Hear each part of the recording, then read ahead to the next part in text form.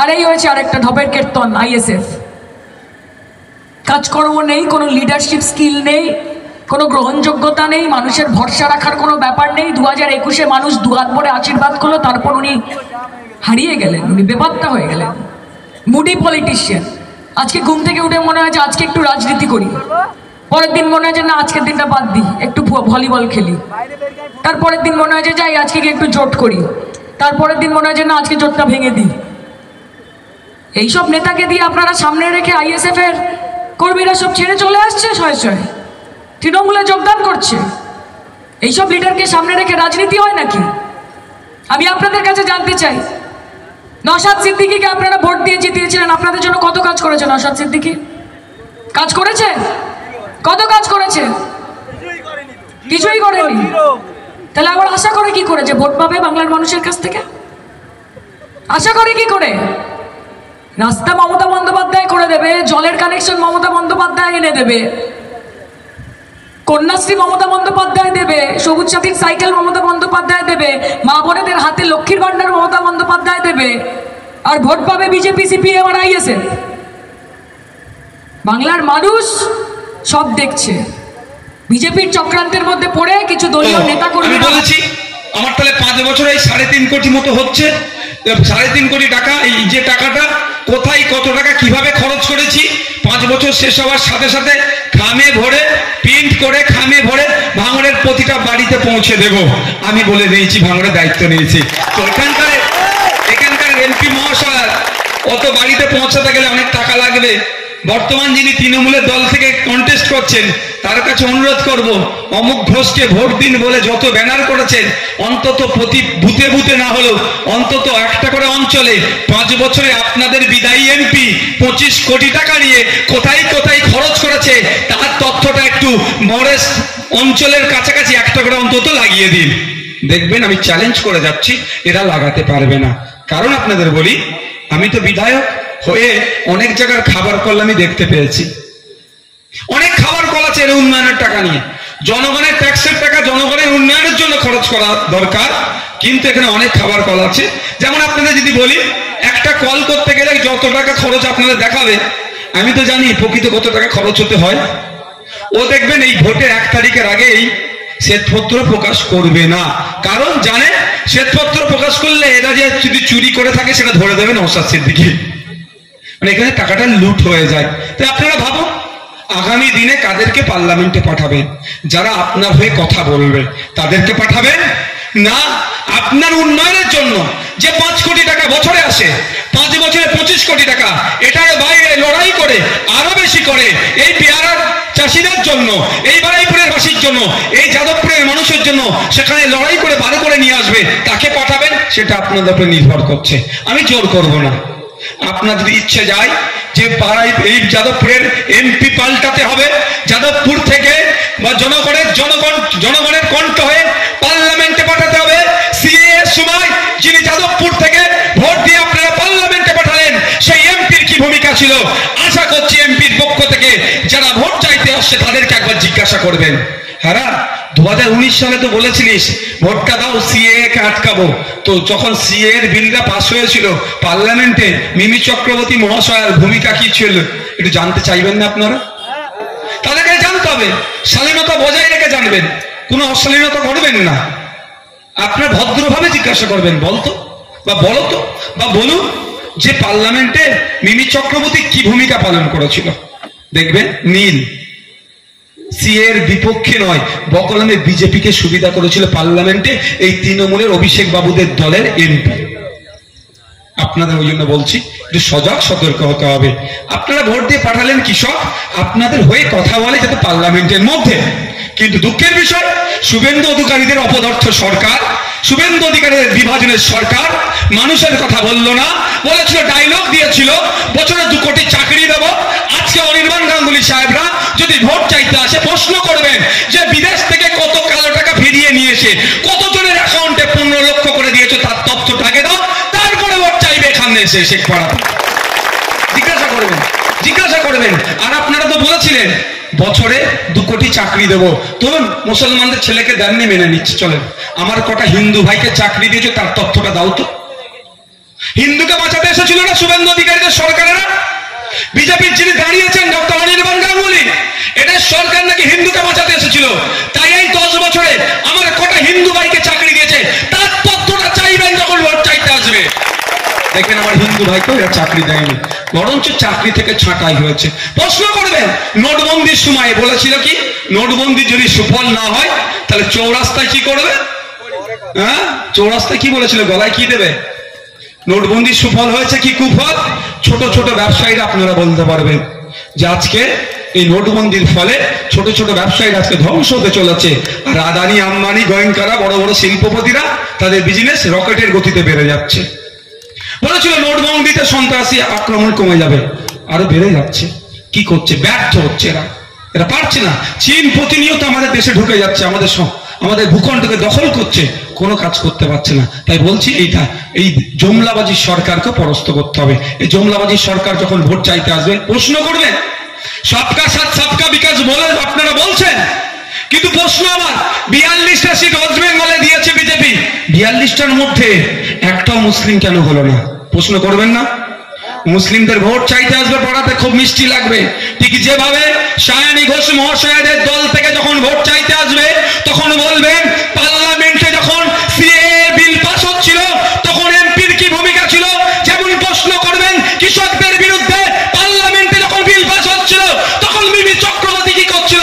যেমন প্রশ্ন করবেন, আমার সাথে সাথে প্রশ্ন করবেন পার্লামেন্টে যখন ড্রাইভারদের বিপক্ষে বিল পাস হচ্ছিল তখন এই তৃণমূলের পক্ষ থেকে যিনি কন্টেস্ট করেছিলেন যাদবপুরের এমপি হয়েছেন তার ভূমিকা কি ছিল। আমি অবাক হয়ে যাই। আন্দোলন বিজেপির বিরুদ্ধে আমরা করি, আমরা প্রতিবাদ বিজেপির বিরুদ্ধে করি। আইএসএফ মিটিং মিছিল করলে আটকাতে হবে, আর বিজেপি করলে কোনো সমস্যা নেই। বিজেপির আটকাক আমি চাই না। গণতান্ত্রিক রাষ্ট্রে প্রত্যেকের রাইট আছে, মানুষ যাকে চাইবে সে জিতবে। তো আপনাদের বলি, একটু ভাবতে হবে। আপনারা কৃষকরা পাঠালেন কোথায়? পার্লামেন্টে মিমি চক্রবর্তী মহাশয়াকে, যে আপনাদের হয়ে কথা বলে যাতে। কিন্তু দুঃখের বিষয়, কৃষকদের বিপক্ষে শুভেন্দু অধিকারীদের, সুকান্ত মজুমদারের, দিলীপ ঘোষের বিভাজনের সরকার কৃষকদের বিরুদ্ধে বিল পাস করলো, তখন মিমি চক্রবর্তীরা কোনো প্রতিবাদ করলো না। তাই সময় এসেছে এই বারুইপুরের কৃষকদের বলবো, ঐক্যবদ্ধ হন, জোটবদ্ধ হন, এই শুভেন্দু অধিকারীদের সরকারের বিরুদ্ধে ভোট দেন, এই মিমি চক্রবর্তীদের বিরুদ্ধে ভোট দেন, তথা এই বিজেমূলের বিরুদ্ধে ভোট দিয়ে কৃষকরা বুঝিয়ে দেন আপনাদের ভোট নিয়ে পার্লামেন্টে গিয়েছে, আপনাদের কথা বলেনি। তাই সময় এসেছে আমরা আমাদের পক্ষ থেকে খাম চিহ্নে অ্যাডভোকেট নূর আলম খানকে পার্লামেন্টে গিয়ে কৃষকদের পক্ষে কথা বলাবো। এখানে যারা পেয়ারা চাষি আছে তাদের হয়ে কথা বলবে। আপনারা বুঝিয়ে দেন, আপনাদের ভোট নিয়ে পার্লামেন্টে গেল, আপনাদের কথা বললো না। ড্রাইভারদের বিপক্ষে একটা বিল পাস করেছে, আমি অবাক হয়ে যাচ্ছি। এখানে যারা ড্রাইভার যদি থেকে থাকেন, হ্যাঁ বলুন, আপনারা যারা ড্রাইভার গাড়ি চালান, যখন ছাগল, গরু, কুকুর যদি রাস্তায় পড়ে যায়, ওই থেকে বাঁচানোর জন্য গাড়ি পাল্টি খেয়ে যায় না? অনেকে মারা গিয়েছে, কুকুরকে বাঁচাতে গিয়ে অ্যাক্সিডেন্ট করে মারা গিয়েছে। আর বিজেপি সরকার যে বিল পাস করিয়েছে, ওই রকম কোনো অ্যাক্সিডেন্ট হলে তারপরে যদি নাকি ছেড়ে চলে যায়, কোনো ড্রাইভার ছেড়ে যায় না। তাই 10 বছর জেল, নাহলে 10 লাখ টাকা ফাইন। বলুন এই বিলটা ড্রাইভারের পক্ষে গেছে না বিপক্ষে গেছে? ড্রাইভারদের বিপক্ষে গেছে। আমরা কি আশা করেছিলাম যে ড্রাইভারদের হয়ে মিমি চক্রবর্তী দুটো কথা বলবে, কিন্তু দুঃখের বিষয় এই ড্রাইভাররা যখন ওয়েস্ট বেঙ্গলে এই বিলটা প্রত্যাহার করে, যাতে কেন্দ্র সরকার ওয়েস্ট বেঙ্গলে যখন প্রতিবাদ করছিল, এই মিমি চক্রবর্তী দলের লোকেরা প্রশাসনকে দিয়ে আবার ড্রাইভারদের উপর অত্যাচার করেছিল। তাই বরাবর বিজেপি সরকার ড্রাইভারদের বিরুদ্ধে যেমন বিল পাস করিয়েছে, তার বিরুদ্ধে যেমন বিল আমরা ভোট দেবো। একইভাবে আমরা যাকে এমপি করে পার্লামেন্টে পাঠিয়েছিলাম 2019-এ, তিনি আমাদের হয়ে কথা বলেনি, তার দলকে নতুন করে ভোট দেওয়ার প্রয়োজন নাই। ড্রাইভার ভাইদের বলবো, যদি ভরসা করতে পারেন আমাদেরকে ভোট দিন, খাম চিহ্নে ভোট দিন, পার্লামেন্টে গিয়ে এই বিল যাতে প্রত্যাহার করে, ড্রাইভারের পক্ষে যাতে বিল হয়, তার জন্য অ্যাডভোকেট নূর আলম খান সাহেব আপনাদের জন্য চিৎকার করবে। আমি সত্যি অবাক হয়ে যাই। আন্দোলনটা কাজ ছিল বিরুদ্ধে, বিজেপির বিরুদ্ধে। তো ভাই তাহলে পশ্চিম বাংলায় বিজেপির বিরুদ্ধে আন্দোলন করছি, তৃণমূলের কাজ কি হবে? বরঞ্চ ড্রাইভারদেরকে সাথ দেওয়া, তোরা বেশি করে আন্দোলন কর, বিজেপি যাতে চাপে পড়ে, তাই তো? কিন্তু মমতা ব্যানার্জির আমলে কিছু তার দলের সাঙ্গপাঙ্গকে দিয়ে বরঞ্চ ড্রাইভারদের উপরে আক্রমণ করেছে। আমি ভুল বলছি? ড্রাইভারটা ঘটপুকুর থেকে শুরু করে ডানকুনি থেকে খোঁজ নিয়ে দেখো কিভাবে আক্রমণ করেছে। তাই বলছি আপনাদের হাতে ক্ষমতা আছে। আপনারা শুনেছেন যে দেশের চা বিক্রেতা প্রধানমন্ত্রী হয়েছে, বিতর্ক আছে জীবনে আমি কোন দোকানে চা বিক্রি করলো কারো দেখার সৌভাগ্য হয়নি, আর ওনার হাতে চা কিনে খেয়েছে কারো সৌভাগ্য হয়নি। আমি বিতর্কে যাচ্ছি না, কিন্তু বলি একটা কথা, দেশের সংবিধান এতটাই পাওয়ারফুল, দেশের নিজেকে যিনি চা বিক্রেতা দাবি করছে তিনি কিন্তু প্রধানমন্ত্রী আসনে বসতে পারলেন। তাহলে বলুন কিভাবে বসলো? আপনারা বসিয়েছেন তো, আপনারাই বসিয়েছেন, দরকার ভোট দিয়েছে।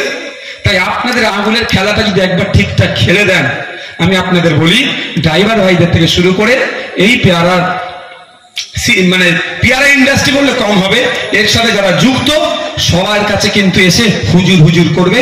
ঠিক ভোটের সময় যেভাবে কাকা জ্যাঠা মাসি পিসি ভোটটা দাও করছে, আর 4.5 বছর খুঁজে পাওয়া যাচ্ছে না। কিন্তু আপনারা যদি আপনাদের আঙুলের খেলাটা একবার ঠিকঠাক খেলে দিতে পারেন, এই বিজেমূলের বিরুদ্ধে ভোট দিয়ে আইএসএফ এর বিরুদ্ধে ভোট দেবেন এবং আইএসএফ এর খামচিহ্নের পক্ষে ভোট দিয়ে একবার পার্লামেন্টে পাঠান, আমি দায়িত্ব নিয়ে বলছি এরপর থেকে 1.5 বছর সময় বাকি থাকছে। প্রতিটা শাসক দলের নেতারা আপনাদের বাড়ির দ্বারে দাঁড়িয়ে এসে বলবে কাকা তোমার কি সমস্যা বলো, এমএলএ এসে বলবে কাকা তোমার কি সমস্যা বলো, জ্যাঠা তোমার কি সমস্যা বলো, চাচা ফুফু তোমার কি সমস্যা আমাদের বলো না, আমরা তো আছি সমাধান করে দেব।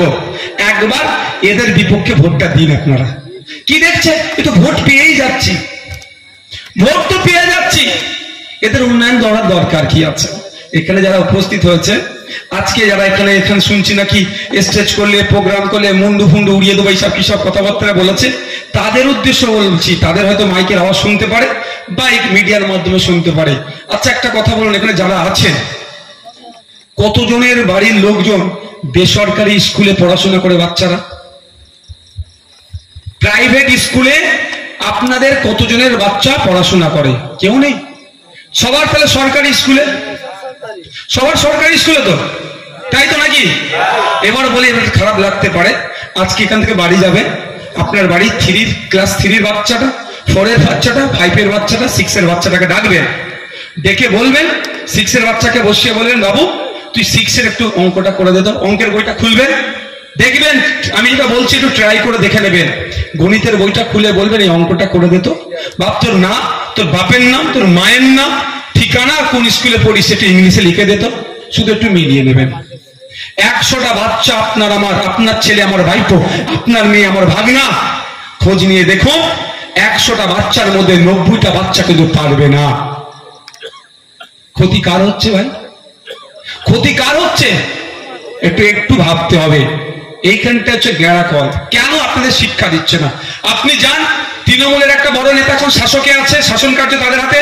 দাদা আমাদের ক্লাবটা ভেঙে যাচ্ছে, টালির আছে, ঢালাই করে দেবে। দাদা গিয়ে বলেন ক্যারাম বোর্ডটা খারাপ হয়ে গেছে, ম্যাচ বোর্ড দেবে। দাদা টিভিটা খারাপ, 52 ইঞ্চি এলসিডি দিয়ে দেবে। দাদা ফিস্টি করবো, এই ভোটের সময় এসে 10,000 লাগবে, 12,000 দেবে, বলবে 10,000 ফিস্টি কর, 2,000 মদ খেয়ে হই হই কর। কিন্তু আপনি গিয়ে বলুন দাদা আমাদের এই পাড়ার প্রাইমারি স্কুলে আমাদের বাচ্চাগুলো যায়, ওখানে টেবিল চেয়ার ঠিক নাই, ওখানে ব্ল্যাকবোর্ড ঠিক নাই, ডাস্টার নাই, চক নাই, শিক্ষক নাই, বলবে আচ্ছা দেখছি। ওটা ঠিক করবে না। কারণ কি? যদি আপনার হাতে পেনটা ধরিয়ে দেয়, আপনার ছেলের হাতে যদি কলমটা ধরিয়ে দেয়, চকটা ডাস্টারটা বই খাতাটা যদি তুলে দেয়, তাহলে আর ভবদার হয়ে কে মারপিট করবে? সায়নী ঘোষের হয়ে ভুট্টা দখল করবে কে? ওর হয়ে মাথাটা ফাটাবে কে? কেসটা খাবে কে? এক কথায় লাঠিয়াল বাহিনীটা থাকবে কে? আপনার ছেলে পড়াশোনা করলে, উচ্চশিক্ষায় শিক্ষিত হলে, আইন সম্পর্কে একটু জানবে, আইনের ছাত্র না হলেও জানতে পারবে কি কাউকে মারতে যদি যায়, মাথাটা যদি ফাটে বা যায় হয়, 307 ধারায় যদি কেস খাই, যদি প্রমাণ হয়ে যায় কিন্তু আমি জেল খাটবো। আর মারতে গিয়ে যদি মারতে মরে যায়, 302 ধারায় কেস খেয়ে আর জেলের বাইরে বার হতে পারবো না। আপনার ছেলেকে আর মারতে যাবে? এই ভাই আপনার ছেলে মারতে যাবে? মারতে যাবে না। তাহলে যদি মারতে না যায় লসটা কার হবে? যাদের ছেলেগুলোকে এখন প্রাইভেট স্কুলে পড়িয়ে নেতা তৈরি করছে তাদের লস হবে, এই ভবদাদের লস হয়ে যাবে। এখানে এসে যারা বলছিল হুমকি দিচ্ছিল নাকি প্রোগ্রাম করতে দেবো না, তাদের বাচ্চাগুলোকেও বলছি মাইকের আওয়াজ যদি তারা শুনতে পান, যা আমার মনে যদি আমাকে যদি গাল দেওয়ার ইচ্ছা যায়, দুটোর পরিবর্তে 4টে দিয়ে শান্তি হয় গাল দিন, আমার কোনো যায় আসে না। বিশ্বাস করে আমার যায় আসে না। কারণ এটুকু বুঝি কারো উপকারে তো আসছি। কেউ গাল দিয়ে যদি শান্তি পায় তো গাল দিয়ে অন্তত আমার জন্য কেউ শান্তি পাচ্ছে। তবে একটা কথা তাদেরও বলছি, বাড়িতে যান, গিয়ে আপনার বাচ্চাগুলোকে দেখুন। ব্যাপারটা কি জানেন, দলিত, আদিবাসী, নমশূদ্র, মতুয়া, মুসলিম সমাজের, পিছিয়ে বর্গের সমাজের ছেলে মেয়েরা যেখানে আছে, যেখানে মানুষ বেশি বসবাস করে, সেই এলাকাগুলোকে দেখুন কি করে রেখেছে। শিক্ষা প্রতিষ্ঠানগুলোকে ইচ্ছা করে ধ্বংস করে রেখেছে। ড্রাইভারের ছেলে উচ্চ শিক্ষায় শিক্ষিত হতে পারবে না, ও ড্রাইভার কিং করে, ওর ছেলে যাতে ড্রাইভারই হয় তার ধান্দা করে স্কুলগুলোতে শিক্ষক দিচ্ছে না। ও পেয়ারা চাষ করে খায়, ওর ছেলে যাতে ওই পেয়ারাই চাষ করে চাষি হয়ে থাকে। ওর ছেলে না মন্ত্রী হতে পারে, ওর ছেলে না ডক্টর হতে পারে, ওনার ছেলে না আইপিএস হতে পারে, আইএস হতে পারে। তার জন্য প্রথম যে শিক্ষাটা পাবে, বুনিয়াদী শিক্ষা, প্রাইমারি স্তরের যে শিক্ষাটা, সেটাকেই ধ্বংস করে দিচ্ছে এই ভবদারা। বললেই রাগ হয়ে যাবে। ভবদা বিধানসভা একদম, আমি এখানে বসি, ভবদা ওখানে বসে। আপনাদের বিধায়ক অনেক কথা বলে, কম বেশি কথা বলে বিধানসভাতে, কিন্তু দুঃখের বিষয় এখানে দাঁড়িয়ে বলছি, ভবদা একবারের জন্য বলে না এই চিত্রশালী, এই হরিমূল, এই বেদবেড়িয়ার স্কুলের প্রয়োজন আছে, শিক্ষকের প্রয়োজন আছে, এ দাবিটা তার মুখে আজও পর্যন্ত আমি শুনলাম না। কারণ একটু চোখ কান খুলে দেখুন, একটু ভাবুন। আমি উদাহরণের জন্য বলছি, ভবদার দাদুদের হয়ে আপনার দাদুরা মারপিট করেছে। আপনি দলিত, আপনি আদিবাসী, আপনি মুসলিম, আপনি পিছিয়ে বর্গের, আপনাকে লাঠিয়াল করে রেখেছে ভবদাদের দাদুরা। বুঝানোর জন্য বলছি, নেতা এখন যারা নেতা আছে তার দাদুরা, ও দাদুরা কি হচ্ছে, আপনার দাদু অমুকের দাদুর মাথা ফাটিয়েছে, অমুকের দাদু কবরে গেছে, তমুকের দাদু শ্মশানে গেছে, জেল খেটেছে, পরিবার ধ্বংস হচ্ছে, কিন্তু দাদুরা নেতা হয়েছিল। দাদুর ছেলে যে কাকা বা বাবারা তাদের, সে আবার নেতা। আপনাদের বাবারা খোঁজ নিয়ে দেখুন, ওই ওদেরকে নেতা করার জন্য মারামারি করেছে, হানাহানি করেছে, কাউকে শ্মশানে পাঠিয়েছে, কাউকে কবরস্থানে পাঠিয়েছে, কারো মাথা ফাটিয়েছে, জেল খেটে ধ্বংস হচ্ছে। এখন সময় এসেছে এই নেতাগুলোও চাইছে আপনারা ওদের হয়ে মারামারি হানাহানি করে ধ্বংস হন, আপনার পরের প্রজন্মগুলো যাতে না বই খাতা পেন নাই। স্কুলগুলোকে পশ্চিমবাংলায় 8,500 primary school, upper primary school বন্ধ হতে চলেছে। এই যে 8,500 প্রাইমারি আপার প্রাইমারি স্কুল বন্ধ হচ্ছে, ক্ষতিটা কার হবে? এমএলএর হবে, এমপির হবে, অভিষেক ব্যানার্জির হবে, মমতা ব্যানার্জির হবে, সুজন চক্রবর্তীর হবে, না মোহাম্মদ সেলিমের হবে? এদের কারো হবে না। 300 টাকার রোজে যারা চটে বসে আছেন, অমুক দাদা জিন্দাবাদ, অমুক দিদি জিন্দাবাদ বলছেন, তাদের ক্ষতি হচ্ছে। এটা তো চাই। ঠিক যেভাবে আপনার দাদু লাঠিয়াল ছিল, আপনার বাবা লাঠিয়াল, এখন আপনি লাঠিয়াল হয়েছেন, আপনার ছেলেগুলোও যাতে এদের ছেলেদের হয়ে লাঠিয়াল বাহিনীর কাজ করে, ওই জন্য শিক্ষাটা কেড়ে নিচ্ছে। তাই আওয়াজ তুলতে হবে যে 500 মায়েদের হাতে 1000-1200 ধরিয়ে দিচ্ছে, খুব ভালো কথা, আমি বিরোধী একটুও করবো না। কিন্তু মা, আপনার আজকে বাড়িতে গিয়ে আপনার বাচ্চাকে জিজ্ঞাসা করুন তো, ক্লাস 6-এ যে পড়ে, সে ইংলিশে আপনার যেটা বললাম লিখতে পারছে কি? পারছে না। তাহলে 1000-1200 থেকে আমি মনে করি, যদি আপনি সত্যিকারের আপনার ছেলের ভবিষ্যৎ চান, আপনাকে আগে আওয়াজ তুলতে হবে। 1000-1200 পরে হবে, আগে আপনার ছেলে যে স্কুলগুলোতে পড়ে, সরকারি স্কুলে পর্যাপ্ত পরিমাণে শিক্ষক দিয়ে শিক্ষার পরিকাঠামো গড়ে তুলতে হবে। 1000-1200 দিয়ে দিচ্ছে মায়ের হাতে। বলুন তো, এখানে যারা আছেন, সরকারি ট্রিটমেন্ট, হেভি ট্রিটমেন্ট নিতে গেলে কোথায় যেতে হয়? চিত্তরঞ্জন, তাই তো? এখানকার ব্লক হসপিটাল ঠিকঠাক আছে কিনা না আপনারা বলতে পারবেন, কিন্তু যাদের এমার্জেন্সি আছে, চিত্তরঞ্জনে গেলেও পরে বেডের জন্য 1000-1200, 10,000, 20,000 টাকা নয়, নাহলে প্রাইভেট হসপিটালে গিয়ে চিকিৎসা নিতে হচ্ছে। মাস গেলে 1000 টাকা দিচ্ছে, বছরের শেষে 12,000 টাকা পাচ্ছেন, কিন্তু একবার ট্রিটমেন্ট নিতে গেলে বেসরকারিতে কত টাকা খরচ হচ্ছে ভাবতে পেরেছেন? 10,000, 15,000 কম করে একবারই চলে যাচ্ছে। 1000-1200 টাকা ধরিয়ে দিচ্ছে, নিত্য প্রয়োজনীয় জিনিসের দাম আকাশ ছোঁয়া হয়ে যাচ্ছে। তাই মায়েদের আওয়াজ তুলতে হবে, 1000-1200 পরে হবে, আগে নিত্য প্রয়োজনীয় জিনিসের দাম কমাও, হসপিটাল পরিষেবা যাতে ব্লক থেকে পায় তার ব্যবস্থা করো, স্কুলে শিক্ষক দাও, আবার সেই পুরাতন দিনের মতো ফিরিয়ে নিয়ে আসো। 330, 550 টাকা ফর্ম ফিল আপ করে আপনার ছেলে যাতে চাকরি পায় তার ব্যবস্থা হোক। এই আবিটা আমাদের তুলতে হবে। আবার ফিরে আসি, এমপি মহাশয়ের কাজটা হচ্ছে আপনাদেরকে জানতে হবে। একটা হচ্ছে গুরুত্বপূর্ণ কাজের মধ্যে কি 3টে আমি গুরুত্বপূর্ণ কাজ মনে করি। প্রথম হচ্ছে সমস্যাগুলো সেখানে তুলে ধরা। দ্বিতীয়, এই যে বিল আসে, বিলটা মাথায় রাখতে হবে, পার্লামেন্টে, আইনসভাতে যে বিলই আসুক না কেন, এই বিলটা মানুষের জন্য আনতে হবে। গরিব শ্রমজীবী মানুষের, ওই পুঁজিপতি কর্পোরেটদের জন্য বিল নয়। বিলটা আপনার পাড়ার যিনি খেটে খায় তার পক্ষে যাতে আসে। কিন্তু দুঃখের বিষয় আমরা কি দেখছি, কর্পোরেটদের জন্য বিল হচ্ছে, আমাদেরকে তার প্রতিবাদ করতে হবে। আর ইউনিক আইডিয়া থাকলে সেখানে শেয়ার করবে, যেটাকে প্রাইভেট বিল বলা হয়, তার মাধ্যমে। কিন্তু দুঃখের বিষয়, ইউনিক আইডিয়া তো দূর কি বাত, যখন জনগণের বিপক্ষে বিল আসছে কোনো শব্দ খরচ করছে না, আর 5 কোটি বছরে 25 কোটি সেই বিষয়ে কোনো কথাও বলছে না। তাই উপস্থিত জনগণ, আমি আপনাদের কাছে বলবো, অনেক কথা বলে ফেললাম, 9:23 আর 2-4 মিনিট বলে শেষ করে দেবো। হ্যাঁ, অনেক বকে ফেললাম নেতাদের মতো। তো আমি আপনাদের কাছে অনুরোধ করব, আগুনের খেলাটা দেখান।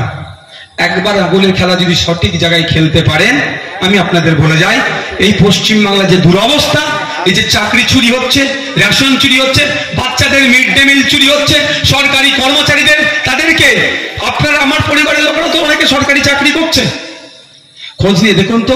এই যারা পুলিশ, এখানে পুলিশ বন্ধুরা মাঝে মধ্যে ডিউটি করে, তো পুলিশ আমাদের বন্ধু, আমাদের শত্রু নয়। পুলিশকে কেউ আপনার খারাপ ভাবে দেখবেন না, আপনার আমার পরিবারের লোকজনই পুলিশে চাকরি করছে। হ্যাঁ, 2-4 জন পুলিশ আছে, স্বল্প পুলিশ আছে, তারা যারা বিকিয়ে দিয়েছে, তারা বয়স হয়েছে, কিন্তু তাদের বিরুদ্ধে আমরা আইনি লড়াই আছি। কিন্তু অনুরোধ, আপনাদের আইনকে হাতে তুলবেন না। এই পুলিশ বন্ধুদের 8 ঘন্টার বদলে কত ঘন্টা ডিউটি করাচ্ছে জানেন? মমতা ব্যানার্জি শুধু থানা বেরিয়ে দিচ্ছে, আরে বাড়াচ্ছে, বাড়াও না, কোনো অসুবিধা নেই। ভাঙড়ে 4খানা থানা দিয়েছে, নাকি আরো 4টে দেবে।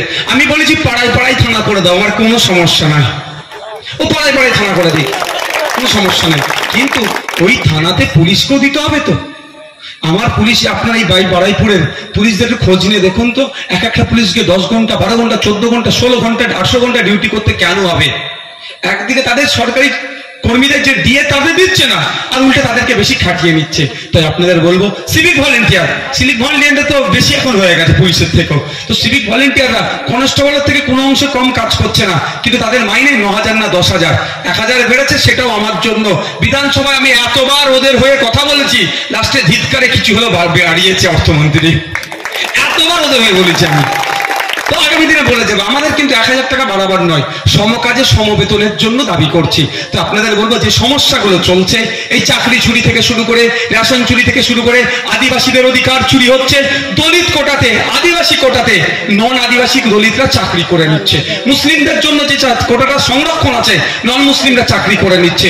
এর বিরোধিতায় আমরা আছি। যদি আপনারা চান আমার আদিবাসীর জন্য যে কোটা, আমার দলিতদের জন্য যে কোটা, আমার মুসলিমদের জন্য যে কোটা, এক কথায় যার যেটা অধিকার সুনিশ্চিত হওয়া দরকার, তাহলে আপনাদের বলবো, জুন মাসের 1 তারিখে কোনো প্ররোচনায় পা দেওয়ার দরকার নাই, কোনো হুমকি চুমকিতে মাথা দেওয়ার দরকার নাই। চুপচাপ সকাল সকাল গিয়ে খামে ছাপ দিয়ে বাড়িতে চলে আসবেন। আমাদের নুর আলম ভাইকে পার্লামেন্টে পাঠাবেন, দেখবেন এই সমস্যার অনেক সমাধান হচ্ছে। বন্ধুগণ, একদম শেষের দিকে এসেছি। আপনাদের কাছ থেকে, যেহেতু শহর এলাকারই মানুষজন, তো বারুইপুর কাছাকাছি তো শহর, একটা কথা আপনাদের জিজ্ঞাসা করব, একটু জোর গলায় উত্তর দিতে হবে। আচ্ছা, কোনোদিন দেখেছেন মমতা ব্যানার্জি আর শুভেন্দু অধিকারীর সাথে মারামারি হতে? জোরে বলুন। অভিষেক ব্যানার্জির সাথে আপনার অধীর বাবুর মারামারি হতে? কোনোদিন দেখিনি আমরা সুজন চক্রবর্তীর সাথে দিলীপ ঘোষের মারামারি হতে, মোহাম্মদ সেলিমের সাথে ফিরহাদ হাকিমের মারামারি হতে কোনোদিন দেখেছেন? আমরা দেখি না। দেখতে চাই কি? আমি তো দেখতে চাই না, আমি দেখতে চাই না। কিন্তু মারামারি কোথায় হয়? পাড়াতে বুথে মারামারি করে মাথা ফাটিয়ে ধ্বংস হয়ে যাচ্ছে। আমি প্রত্যেকটা রাজনৈতিক দলের নেতাদের, বুথের স্তরে যারা আছেন, যাদের চর্বি বেশি, তাদের উদ্দেশ্যে বলছি, সত্যি আমি এই ভাষাটা ব্যবহার করি, খারাপ লাগলে আমাকে ক্ষমা করবেন। আমার মনে হয় এদের চর্বিটা একটু বেশি। কারণ মমতা ব্যানার্জি শুভেন্দু অধিকারীকে ডেকে বিধানসভায় চা খাওয়াচ্ছে, আর এই বারুইপুরে বিজেপি আর তৃণমূলের কর্মীদের মধ্যে মারামারি করে জেল ক্ষতি করছে কেন? তাদের নেত্রী যদি শুভেন্দু অধিকারীকে ডেকে চা খাওয়াতে পারে এসি রুমে বসে, অন্তত তোমরা নন এসিতে চা খাও তোমরা, এটা হয় না। সিপিএম এর যারা, আপনার কি বলে, সুজন চক্রবর্তী সিপিএম এর নেতা, পার্থ চ্যাটার্জি তৃণমূলের নেতা, এক জায়গায় এসি রুমে বসে গল্প করছে, তাদের মধ্যে লড়াই হচ্ছে না। আর বারুইপুরে সিপিএম তৃণমূল মিলে মারামারি করে ধ্বংস হয়ে যাচ্ছে। কুণাল ঘোষ তৃণমূলের নেতা, দিলীপ ঘোষ বিজেপির নেতা, সুকান্ত মজুমদার বিজেপির নেতা, এক জায়গায় বেশে কেক কাটছে, তাদের মধ্যে কোনো লড়াই নাই। আজকে কীর্তি আজাদ আর ওর নামটা কি, দিলীপ ঘোষ, কোলাকুলি করলো, কোনো লড়াই নাই। গত বৃহস্পতিবারে তন্ময় বাবু আর সজল বাবু, একজন বিজেপি একজন সিপিএম, কোলাকুলি করেছে, কোনো লড়াই নাই। আর যত লড়াই বুথে। কেন ভাই? একটু ভাবতে হবে, আমাদের কি চর্বিটা একটু বেশি নাকি বুথের লোকের? খারাপ লাগছে ভাই কথাটা? একটু ভাবেন, একটু ভাবেন যে কারা ক্ষতি করছে, কাদের ক্ষতি হচ্ছে, আর লাভটা কারা? নেপই মারে দই কথায় আছে জানেন তো, কারা দইটা মেরে দিয়ে চলে যাচ্ছে। একটু ভাববেন। আমি বলছি আমরা বিকল্প পলিটিক্সের সন্ধানে এসেছি, আর সন্ধান দিতে এসেছি। আমরা বলছি এই মারামারি হানানিটাকে বন্ধ করতে হবে। 1952 সাল থেকে আপনারা কিন্তু ভোট দিয়ে যাচ্ছেন, আপনারা মিন্স এই ভোটাররা। 1952 সাল থেকে এইখানকার মানুষরা ভোট দিয়ে পার্লামেন্টে পাঠালো, আইনসভার মধ্যে পাঠালো, যাতে আপনাদের হয়ে দুটো আইনের কথা বলে আপনাদের পক্ষে যাতে আইন তৈরি হয়। কিন্তু দুঃখের বিষয় 17 বার এমপিরা ভোট নিয়ে পার্লামেন্টে গেল, 5 বছর শেষে তার পেনশন পেয়ে বেড়ে গেল, সে পেনশন পেতে লাগলো। কিন্তু যারা ভোট দিয়ে পার্লামেন্টে পাঠালো তারা যে চটে বসেছিল সেই চটেই বসে আছে, বরঞ্চ যাদের ব্যবসা ছিল ক্রমশ তার ব্যবসা ডাউন হচ্ছে। এখানে যারা আছেন সবাই তো কম বেশি খেটে খাই আমরা। যে ব্যবসায় করেন একটু বুকে হাত দিয়ে বলুন তো, 10 বছর আগে 20 বছর আগে যে ব্যবসায় যতটুকু ইনকাম করতেন এখন কমেছে না বেড়েছে? আমি দায়িত্ব নিয়ে বলছি এখন কমে গিয়েছে, এখন ক্ষতি, এখন মেহনত বেশি করতে হচ্ছে, কামাই কম হচ্ছে। আমাদের সরকারের কাজটা কি? যে সরকার চলছে এইটা কোনো রাজা প্রজাদের ব্যাপার নয়। সরকারকে আপনি তৈরি করেছেন, এই জন্যই তৈরি করেছেন যে এত মানুষ মিলে কিভাবে পরিচালনা করব সম্ভব নয়।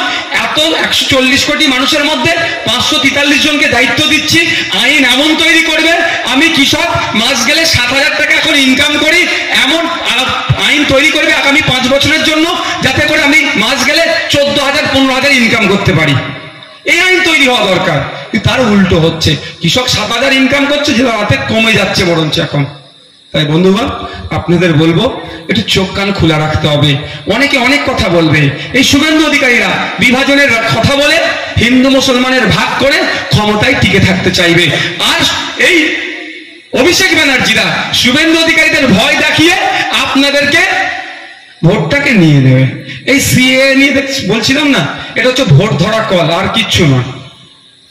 আমি আপনাদের বলে যাই, মমতা ব্যানার্জি নয়, আপনার শুভেন্দু অধিকারী থেকে শুরু করে দিলীপ ঘোষ, অমিত শাহজি থেকে মোদী জি পর্যন্ত কারো ক্ষমতা নাই কোনো ভারতীয়দেরকে দেশ থেকে তাড়াবার, কারো ক্ষমতা নাই। কিন্তু ওরা ভোট ধরা কল সিএটাকে করে কি বলছে, হিন্দু মুসলমানের মধ্যে বিভাজন করতে চাইছে।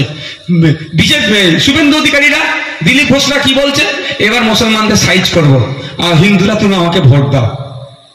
কিছু কিছু হিন্দু ভাই, সবাই নয়, মাত্র 100টার মধ্যে 30টা হিন্দু ভাই, 100টার মধ্যে 70টা হিন্দু ভাই এই বিজেপিকে কিন্তু পরাস্ত করার জন্য প্রস্তুত আছে। তার ডেটা বলছে, আমি বলছি না।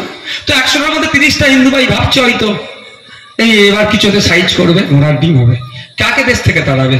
কারণ ক্ষমতা আছে। আমি চ্যালেঞ্জ করে যাচ্ছি এখান থেকে, শুভেন্দু অধিকারীকে বলে যাচ্ছি, সুকান্ত মজুমদারকে বলে যাচ্ছি, ভারতীয় মুসলিমকে একটা তাড়িয়ে দেখুক। আমি সুপ্রিম কোর্টে মামলা করে রেখেছি আপনাদের জন্য, আপনার জন্য আমি লড়াই করছি।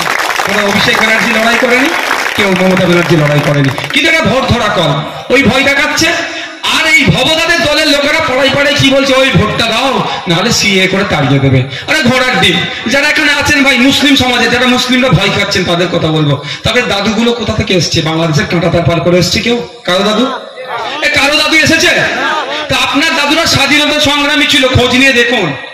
আপনার দাদুরা ব্রিটিশদের বিরুদ্ধে লড়াই করেছে, বা বিনয়ী বাদল দীনেশ, শহীদ ক্ষুদিরাম আশফাকুল্লাহরা যখন লড়াই করছিল আপনার দাদুরা তাদেরকে সহযোগিতা করেছে। বরঞ্চ এই শুভেন্দু অধিকারীদেরকে প্রশ্ন করবেন, তোমার দাদুরা সেই সময় কি করছে তার তথ্যটা দাও। তুমি আমাকে ভারতীয় নাই বলছো? আপনাকে ভয় দেখিয়ে শুভেন্দু অধিকারী তার ভোটটাকে পকেটে রাখছে, আর অভিষেক বাবুরা ওই শুভেন্দু অধিকারীদের ভয় দেখিয়ে ওই বিজেপি এসে যাবে, বিজেপি এসে যাবে, বিজেপি এসে যাবে করে আপনাদের ভোটটাকে এই পকেটে ঘুরে দিচ্ছে। তাই এই আর কতদিন এইভাবে চলবেন ভাই? আর কতদিন চলবেন? এবার সময় এসেছে একটু নিজেদের ভাবার, যে আপনার কণ্ঠকে পার্লামেন্টে পাঠাতে হবে। আজকে পশ্চিমবাংলার বিধানসভায় একটা কণ্ঠ গিয়েছিল বলে হিজাব থেকে শুরু করে এই শাখাপালা খুলে নিয়ে পরীক্ষা কেন্দ্রে ঢুকিয়েছিল, তারও প্রতিবাদ করতে নওশাদ সিদ্দিকী পারছে। সমস্যাটা কোথায় জানেন?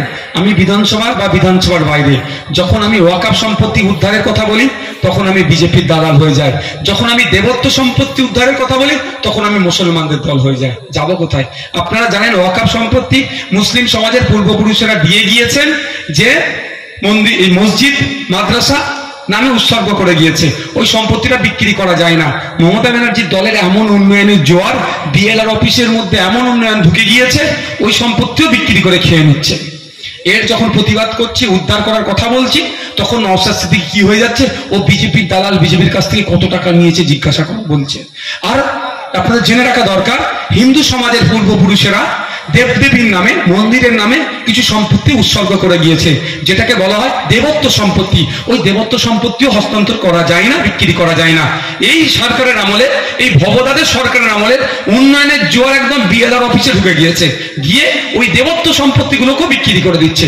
আমরা নওশাদ সিদ্দিকী বলছি, যদি ক্ষমতায় আসি, যদি সুযোগ পাই, আমরা ওই দেবদেবীর নামে যে সম্পত্তি ছিল, মন্দিরের নামে যে সম্পত্তি ছিল, মসজিদের নামে যে সম্পত্তি ছিল, মাদ্রাসার নামে যে সম্পত্তি ছিল, যারা অন্যায়ভাবে বিক্রি করেছে, ওই সম্পত্তিগুলোকে ফিরিয়ে নিয়ে এসে দেবদেবীর নামে, মন্দিরের নামে, মসজিদের নামে, মাদ্রাসার নামে দিয়ে দেবো। ওই জন্যই আমরা হয়ে যাচ্ছি কি বিজেপির দালাল, আর না হলে মুসলমানদের দল। তবে একটা কথা আমি বলে যাই আপনাদের, এই যারা বিজেপির দালাল বলছে, এদের পাড়ার চালানোর নেতাদের নিয়ে ভাববেন না। পাড়ার চালানোর নেতাদেরকে আমি ভাবি না। দেখবেন মমতা ব্যানার্জি বারবার ঘুরিয়ে ফিরিয়ে ওই বিজেপির কথায় উঠছে বসছে বলে আমার নাম নেয় না, ঘুরিয়ে ফিরিয়ে বলে বেরিয়ে যায়। আমি আপনাদের বলে যাচ্ছি, আপনাদেরকে আজকের পর থেকে যদি কোনো তৃণমূলের বন্ধুরা বলে নওশাদ সিদ্দিকী বা আইএসএফ বিজেপির দ্বারা, শুধু এতটুকু উত্তর দেবেন। আমি আপনাদের বলে যাচ্ছি, অন ক্যামেরা হচ্ছে তো, এটা ক্যামেরা হচ্ছে তো, আমি বলে যাচ্ছি, আমি বিজেপির কাছ থেকে টাকা নেবো, তৃণমূলের বন্ধুদেরকে ব্যবস্থা করে দিতে বলেন। ভয় খেয়ে গেলেন নাকি? নেবো আমি টাকা। দল চালাতে অনেক অসুবিধা হচ্ছে, সিরিয়াস বলছি, দল চালাতে গেলে অনেক অসুবিধা হচ্ছে। তবে একটা আমার কথা, যে তৃণমূলের বন্ধু টাকার ব্যবস্থা করে দেবে, 100 টাকার ব্যবস্থা করলে আমি মাত্র 10 টাকা দেবো, ওই তৃণমূলের বন্ধুকে আমি 90 টাকা ফেরত দিয়ে দেবো, তাকে দিয়ে দেবো। বুঝতে পারছেন না কি বললাম? বুঝতে আসছে? ওদের ব্যবস্থা করতে পারে। এবার দ্বিতীয় আসা যাক, দেখবেন মমতা ব্যানার্জি অনেক কথা বলেন, অনেক কথা বলেন আমার নিয়ে বা আমাদের পার্টিকে নিয়ে। আমি শুধু অপেক্ষায় আছি, ব্যাটে বলে, ঠিক ব্যাটে বলে হবে, বলটাকে স্টেডিয়ামের বাইরে করে দেবো। কেমন ব্যাটে বলে আপনাদের বলে রাখছি, আপনাদের বলে রাখি, মমতা ব্যানার্জি কিন্তু ইশারা ইঙ্গিতে বলে। আমি শুধু আশা করছি মমতা ব্যানার্জির মুখ থেকে বা ওই লেভেলের বড় নেতাদের মুখ থেকে, পাড়ার চালানোর নেতা থেকে নিয়ে আমি ভাবি না, যে একবার বলুক যে নওশাদ সিদ্দিকী, নাম ধরে বলুক নওশাদ সিদ্দিকী বিজেপির কাছ থেকে অত টাকা নিয়েছে, এই সংখ্যাটা, এই সংখ্যাটা, এইটা বলুক।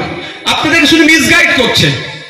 এই আপনারা আজকে আমাদেরকে এই যে 9:30 10টা বাজতে যাচ্ছে, আপনাদের কি বিরিয়ানির প্যাকেট দিয়ে নিয়ে আসা হয়েছে না 500 টাকা না হুমকি দিয়ে? কিছুই নয় তো, ভালোবেসে এসছেন।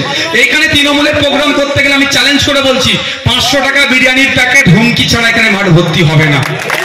এই এত রাতে এই মা, এই জন্য আপনারা আমাদের কাছে যে এগিয়ে আসছেন, এখানে হিন্দু, দলিত, মুসলমান সব সমাজের মানুষ এগিয়ে এসেছে। নওশাদ সিদ্দিকী কি বলছে, আইএসএফ কি বলছে, তারা গ্রহণ করছে। এটা কিন্তু ওদের ঈর্ষা হয়ে যাচ্ছে, ওই জন্য আমাদের সম্পর্কে মিসগাইড করছে। আমি চ্যালেঞ্জ করে দিচ্ছি আপনাদের কাছে, মমতা ব্যানার্জি বা তার দলের প্রথম লেভেলে যারা নেতারা আছে, একবার বলুক নওশাদ সিদ্দিকী বিজেপির কাছ থেকে এত টাকা নিয়েছে, বলবেন? আমি চ্যালেঞ্জ করে যাচ্ছি, কারণ একবারটা বলেছিল তাকে এমন উকিলের চিঠি পাঠিয়েছি, তাকে আর রাজনীতির মঞ্চে আমি দেখতেই পাই না। শুধু এইটুকু বলুক, এইটুকু মমতা ব্যানার্জি বা তার দলের প্রথম সারির নেতারা বলুক। আচ্ছা আমি বলে বাদ দিন, অত বড় যেতে হবে না। আপনাদের বিধায়ক ভবদাকে বলতে বলবেন, যদি বলে যে ভবদা আপনি শুধু বলুন নওশাদ সিদ্দিকী বিজেপির কাছ থেকে 1 টাকা থেকে শুরু করে 1000 কোটি টাকা, যেটা আপনার ভালো লাগবে সেটা একটু শুধু নাম ধরে বলে দিক। আমি চ্যালেঞ্জ করছি, ভবদাও বলবে না। কারণ ভবদার বন্ধু শওকত দা নওশাদ সিদ্দিকীর 5 টাকার পেনের এমন খোঁচা খেয়েছে, কোর্টে গিয়ে জামিন নিতে হচ্ছে। বুঝতে পারছেন? এগুলো শুধু আমাদের নামে দাগিয়ে দেওয়ার চেষ্টা করে। আমি বলছি আমার জায়গায় লক্ষ্মীকান্ত হাসদা থাকলে আছে, তাকেও দাগিয়ে দেবে। যারা আমরা পিছড়ে বর্গের আছি, তাদের নেতৃত্ব কোনোদিন মানতে চাইবে না। সব সময় চাই আমরা, এই নওশাদরা, এই লক্ষ্মীরা সব সময় কি করবে? হুজুর হুজুর করবে, মারামারি করবে, হানাহানি করবে, কেস খাবে, মরবে, কবরে যাবে, শ্মশানে যাবে। এরা এটাই চায়। এরা চায় না এই নওশাদরা দেশের আইনসভার মধ্যে গিয়ে মানুষের হয়ে কথা বলুক, মানুষের হয়ে কথা বলুক। এরা চায় না। ড্রাইভারদের হয়ে কথা বলুক, এরা চায় না। কৃষকের হয়ে কথা বলুক, এরা চায় না। এরা সবসময় চায় এরা ভোটার হয়ে থাকুক। আর ভোটার কেমন হয়ে থাকলে যখন যেদিকে ঘুরাবো সেদিকে ঘুরবে। তা বন্ধুগণ, এটা আপনাদের কাছে ক্লিয়ার হলো তো নাকি? যদি আজকের পর থেকে কেউ বলে বিজেপির কাছ থেকে টাকা নিয়েছে, বলবে তুই ব্যবস্থা করে দে, তোকে 90% দেবে বলেছে ভাইজান। পারবেন তো? দ্বিতীয় কথা আপনাদের শেষ করছি, আমি ওই অনুরোধটা আবার ফিরে আসছি। শুভেন্দু অধিকারী, মমতা ব্যানার্জি, দিলীপ ঘোষ, কুণাল ঘোষ, পার্থ চ্যাটার্জি, সুজন চক্রবর্তী, মোহাম্মদ সেলিম, ফিরাদ হাকিম, অধীর বাবু কায়ও হাতে হাতে লড়াই করে না। লড়াইটা কি হয়? মিডিয়ার মাধ্যমে, মাইকের মাধ্যমে। আমি অনুরোধ করে যাচ্ছি, আবারও বলছি, ভালো লাগলে 1 তারিখে খামচিহ্নে ভোট দেবেন, পার্লামেন্টে পাঠাবেন। যদি না ভালো লাগে আমি জোর করবো না, রাতের অন্ধকারে হুমকি চুমকি 500 টাকা বিরিয়ানির প্যাকেট দেবো না, কিচ্ছু আমি দেবো না, এমন নাই। কিন্তু অনুরোধ করছি, যদি না ভালো লাগে ভোট দেবেন না, এটাও আমি বলছি। কিন্তু ভোটের জন্য মারামারি হানাহানিতে জড়াবেন না। 1952 সাল থেকে আপনার দাদু, আপনার বাবা, আপনার একটু দেখুন তো ক্ষতিটা কাদের হয়েছে। নেতারা কিন্তু দিল্লি গেছে, দিল্লি এসেছে, পেনশন পাচ্ছে, বসে বসে খাচ্ছে। ক্ষতি কাদের হয়েছে? ভোটারদের হয়েছে। মারামারি হানাহানিতে ভোটাররা জড়িয়ে পড়েছে। আমি অনুরোধ এটাই, মারামারি হানাহানিতে জড়াবেন না। যার যাকে ভালো লাগবে ভোট দিন না, এটা তো ডেমোক্রেসি। বিনয়ী বাদল, দীনেশদের লড়াইটা তো এখানেই। তাদের লড়াই, আত্মবলিদানের ফলে, আত্মত্যাগের ফলে তো আমরা এটাই পেয়েছি। তো এটাকে আমরা ইউটিলাইজ করবো না কেন? কেন মারামারি হানাহানিতে জড়াচ্ছি আমরা? আমি আবারও অনুরোধ করছি, ভোট আসবে যাবে, নেতা দিল্লি যাবে, নেতা কলকাতায় যাবে, এসি ফ্লাইট, এসি ট্রেন চড়ে যাবে, ফ্লাইট চড়ে দিল্লি যাবে। কিন্তু আপনাদের ক্ষতি হয়ে গেলে বছরে একটা দিন খুব বেশি হলে ছবি টাঙিয়ে মালা দিয়ে কি বলবে? অমুক অমর রাহে বলে ছেড়ে দেবে। কিন্তু বাকি 364টা দিন কিভাবে যাচ্ছে বা কিভাবে যাবে নেতারা একবারের জন্য ভাবে না। যদি নেতারা একবারের জন্য ভাবতো, তাহলে এই মারামারি হানাহানি করার জন্য লোককে ঠেলে দিত না। তাই অনুরোধ, নেতারা নেতাদের মতো চললেও আপনারা সাধারণ মানুষ যথেষ্ট জাগ্রত আছেন, সজাগ আছেন। যাকে ইচ্ছা ভালো লাগলে ভোট দেবেন, কিন্তু মারামারি হানাহানিতে জড়াবেন না। ভালো থাকবেন, সুস্থ থাকবেন। ধন্যবাদ। ধন্যবাদ। আমাদের আজকের যে কর্মসূচি, সেই কর্মসূচি আমরা এখন শেষ করছি। এখন মিডিয়া বন্ধুদের কিছু প্রশ্নের উত্তর মাননীয় চেয়ারম্যান দেবেন। কি প্রশ্ন আছে তোমাদের? ভাই বাইরের মাইকটাকে অফ করে দেন তো, মাইকম্যান যিনি আছেন।